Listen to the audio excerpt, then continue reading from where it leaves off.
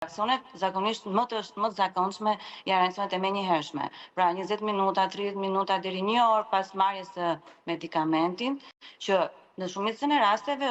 janë manifestimet në lëkurë, siç e përmendët ju, mund të jenë të lehta, mund të jenë disa skuqje apo një entje, por mund të jenë dhe më të rënda, mund të jenë skuqje të generalizuara, që ne quajmë urtikarje, mund të ketë të kruara,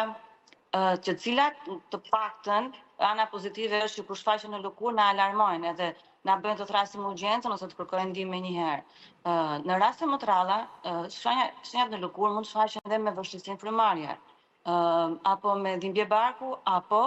edhe me rënje të tensionit, që në fakt bën atë që quhet anafilaksia, dhe kur kemi dhe rënje të tensionit, ne e quajmë ndryshe shok anafilaktik, që është forma më e rrezikshme e një reaksioni alergjik. Kështu që vërtet, në shumicën e rasteve mund të jenë simptomat lehta, po pikërisht sepse mban brenda riskun për rrezikun e jetës,